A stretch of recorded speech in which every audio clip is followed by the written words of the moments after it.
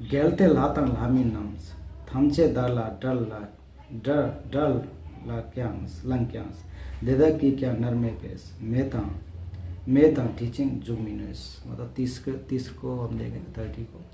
सभी देव और मनुष्य यदि मेरे शत्रु हो जाएं तो भी अबीच नरक की आग फूंक कर उत्पन्न नहीं कर सकते।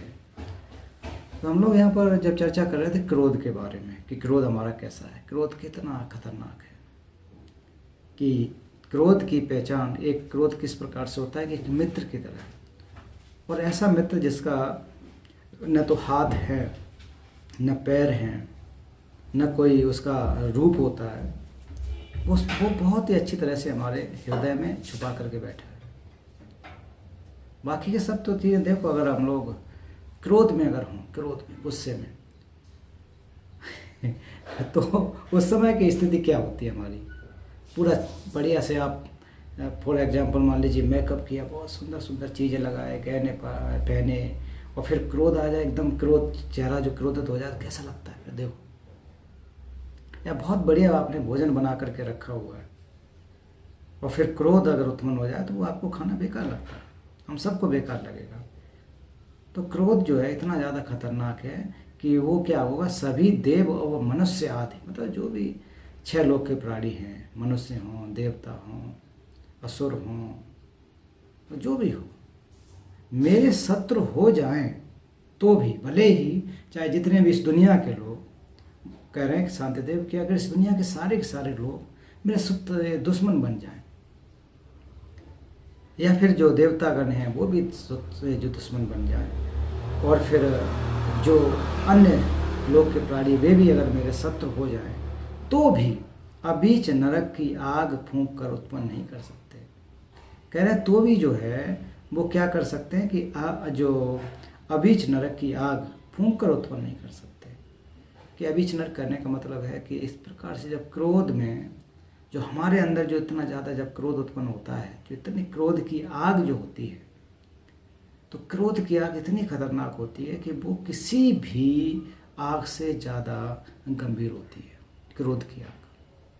हम आजकल देखें कि जो युद्ध हो रहा है अभी हाल ही में, रशिया पर, यूक्रेन, इजराइल, जहाँ भी आप देखो, तो वो किस वजह से, क्रोध की वजह से, अंदर से, कि मेरा देश ऐसा कर दिया तो मैं इसका बदला लूँगा, मेरे ऐसा किया तो मैं इतना करूँगा। तो अंदर से एक प्रकार से बहुत ज़्यादा क्रोध की वजह से, तो ऐसा जब क्रोध उत्पन्न होता है तो वो सारे के सारे जो पूरा दुनिया है उसको भस्म कर सकता है। जिसके हम लोग उदाहरण देखें, भाई जो बेचारे लाचार न कह करके, जिनका कोई दोष नहीं है, मान लीजिए अभी हम लोग क्लास पढ़ रहे हैं और यहाँ पर बेमतलब में किसी जो कोई क्रोध बस आकर के बम डाल दे तो हम सब लोग मर सकते हैं। तो हम लोग का कोई तो वो नहीं है ना दोष उसमें, हम लोग का तो कोई दोष नहीं है, निर्दोष है, अच्छे से कोशिश कर रहे हैं कि पढ़ सकें, सीख सकें थोड़ा।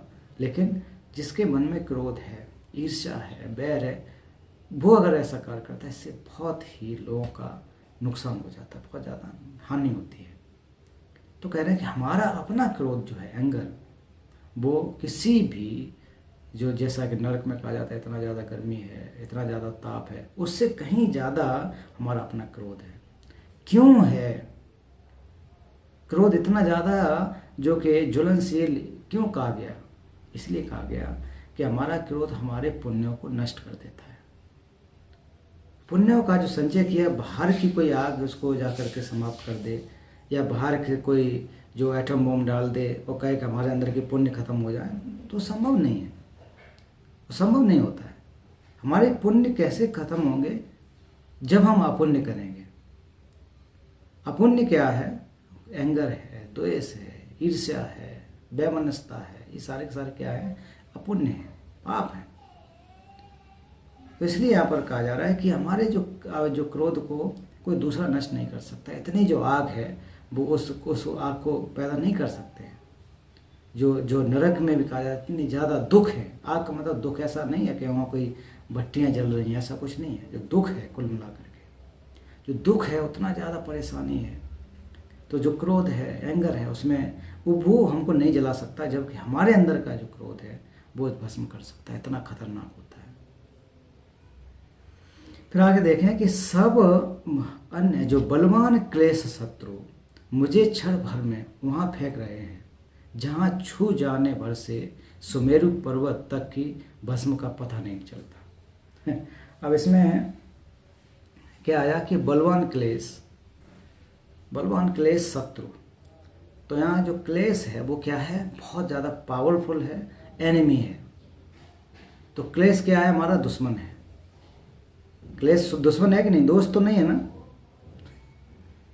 प्रीतम, दोस्त है दुश्मन है जो हमारा एंगर, गुस्सा, दुश्मन। और दुश्मन कैसा, बहुत ज़्यादा बलवान, इतना ज़्यादा पावरफुल है कि इस दुनिया में कोई भी कहेगा हम पावरफुल हैं, हम सुपर शक्ति है, कुछ भी नहीं है। सुपरसोनिक मसाल बना दिया, क्या क्या बना दिया कि हमने इतना मार कर सकते हैं, कुछ भी नहीं है इसके आगे, क्रोध के आगे। ये जो मिसाइल है ना हमारे क्रोध की, वो कुछ भी नष्ट कर सकते हैं। तो मिसाइल तो पहुँचेगी भी नहीं वहाँ तक हमारा जो क्रोध पहुँच जाएगा। कितना ज़्यादा पावरफुल है, बहुत ज़्यादा पावरफुल। वो हमारे अंदर बैठा हुआ है बहुत अच्छी तरह से, मन में छुप कर बैठा हुआ है, मौका देख रहा है, मुझे क्षण भर में क्या कर रहा है, वहाँ फेंक रहा है। मतलब ऐसी जगह पर लेके जा रहा है जहाँ छू भरने से, मतलब इतने ज़्यादा एक उपमा दी जा रही, वहाँ क्रोध रूपी इतनी एंगर है, क्रोध रूपी इतनी आग है कि जहाँ सुमेरु पर्वत जैसे वो भी भस्म हो जाते हैं, उनकी राख का भी पता नहीं लगता है। एंगर सुमेरु पर्वत है कि नहीं ये अलग बात है, दूसरा विषय है, जांच का विषय है। कुल मिला के सुमेरु पर्वत का कहने का अर्थ है कि ऐसा पर्वत जो बहुत विशाल है, बहुत ऊंचा है, जो कि जिसकी हम लोग ऐसे कल्पना करते हैं कि अडिग है, जिसको नष्ट नहीं कर सकता। लेकिन क्रोध क्या करेगा कि एक क्षण में उसको जला करके नष्ट कर देता, और उसकी जो राख है वो ही पता नहीं लगती है। तो अपने आप के इसको जोड़ करके देखिए, हम अपने आप को अपने शरीर से, इसको अपने जीवन से जोड़ें। इसमें क्या करा है, न्योमों तोपचें डा दीनीस खांगता ठेना रीरब क्यांस थेलवा यानी मिलुई पास देरदक के चिकचिगला दर्ज, मतलब क्षण भर में।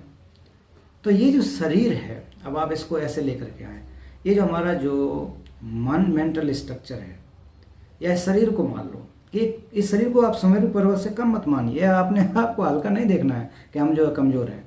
ये जो शरीर हमारा एक तरह का सुमेरु पर्वत है, ऐसा समझो।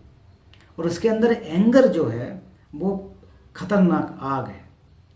अगर जब एंगर आ जाए तो उस समय क्या करेंगे, या तो एंगर के अधीन आकर के कभी कभी हम लोग क्या कर लेते हैं, फांसी लगा लेते हैं, कभी कभी जाकर के समुद्र में कूद जाते हैं, छत से नीचे गिर जाते हैं, आग लगा लेते हैं, क्या क्या कर लेते हैं।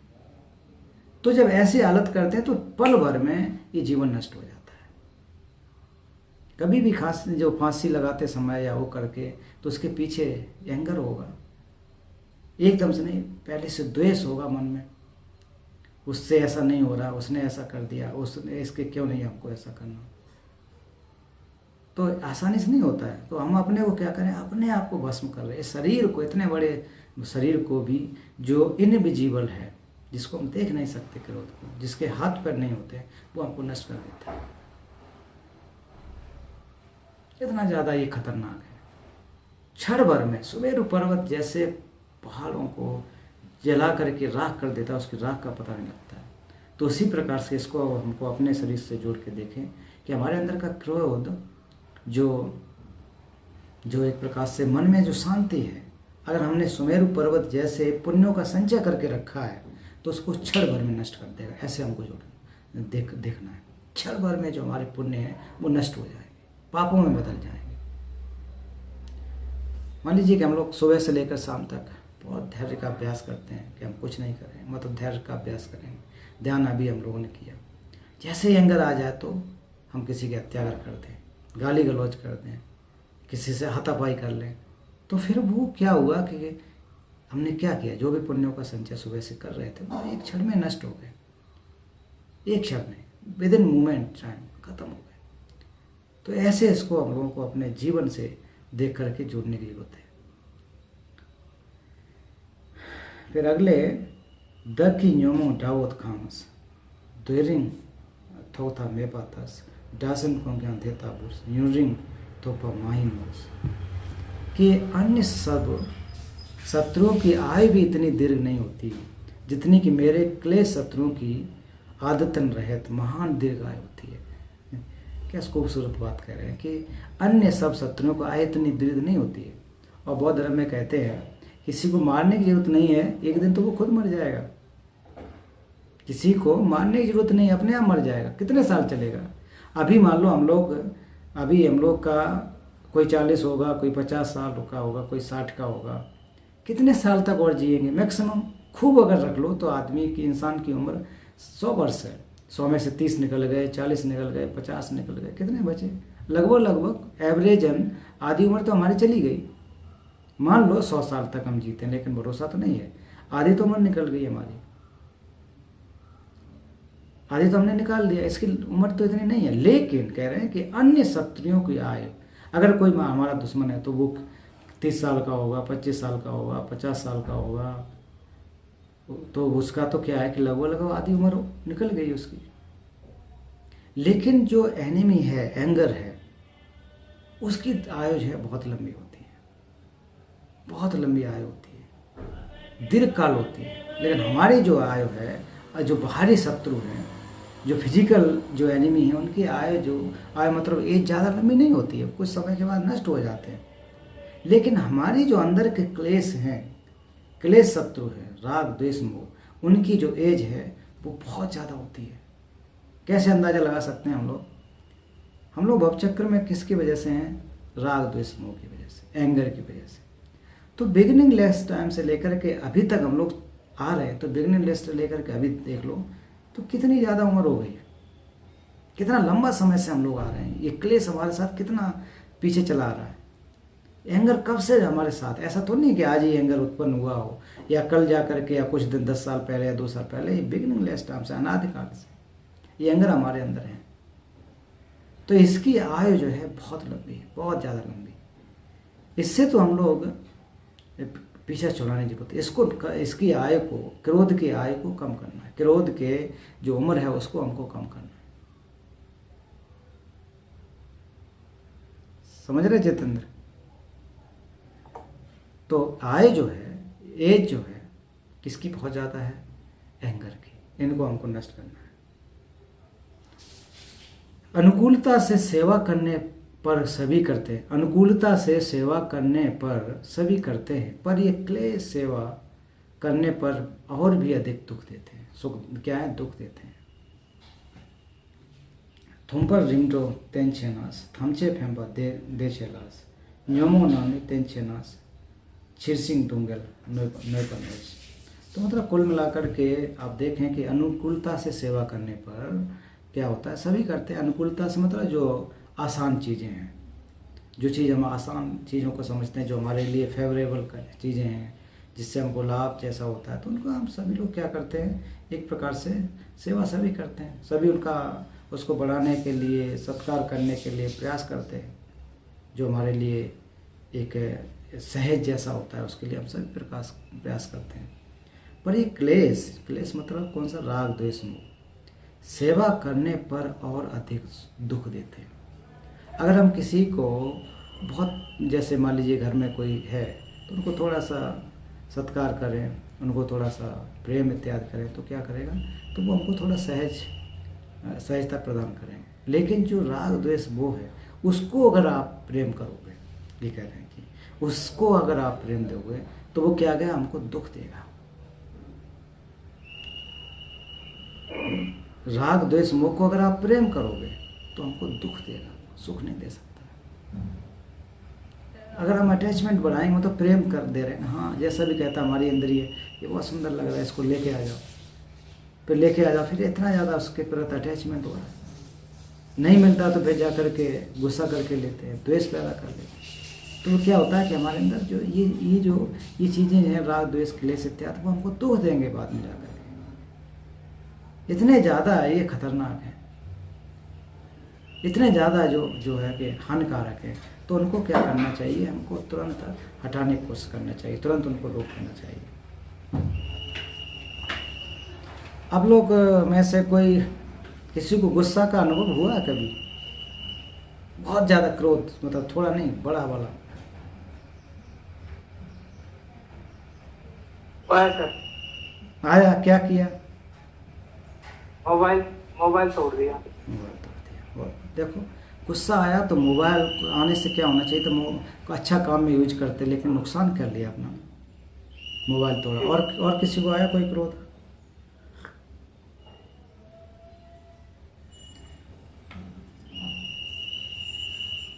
विरोध तो सर सभी को आता ही रहता है। नहीं, आपके जीवन में सबको आता है जस्ट ट्रूथ। अपने पर्टिकुलर का हमको क्रोध आया और मैंने ऐसा गलत किया, कोई है ऐसा? इतना क्रोध कभी नहीं आता कि कभी कुछ तोड़ा हो या कुछ करा हो। कुछ मतलब कुछ तो हुआ होगा, तोड़ा ना हो, कुछ तो मतलब एकदम से कुछ तो हुआ हो, आप क्रोध की वजह से झगड़े हो जाते हैं। झगड़ा झगड़े मतलब हुआ। क्रोध की वजह से होती है। और कोई? अगर क्रोध नहीं आया तो इसका मतलब आप लोग काफी हद तक पहुंचे हुए हैं। क्रोध तो ऐसा नहीं है सर, क्रोध नहीं आया। क्रोध नहीं आया तो मतलब काफी हद तक पहुंचे हुए हैं, फिर तो बहुत अच्छा है। ऐसा क्रोध तो आता ही है। फिर बताइए, बहुत आनंद आता है इसमें, कोई डरने की या शर्म करने की बात नहीं है। मुझे क्रोध आया एक बार, सच बता रहा हूँ, मुझे इतना क्रोध आया जब मैं 8वीं क्लास में पढ़ता तो हमारे कुछ दोस्त के मुँह पे मुक्का मारा, 2 दांत टूट गए थे रियलिटी में। मुझे भी आया गुस्सा। हाँ रियली में 8वीं क्लास में था तो हमारा, उसका नाम फौजदार था, तगड़ा था, शरीर में हल्का होता था उस समय। तो ऐसा नहीं माना, मैं मार दिया, दांत 2 निकल गए, फिर हमारी पिटाई लगी टीचर के द्वारा।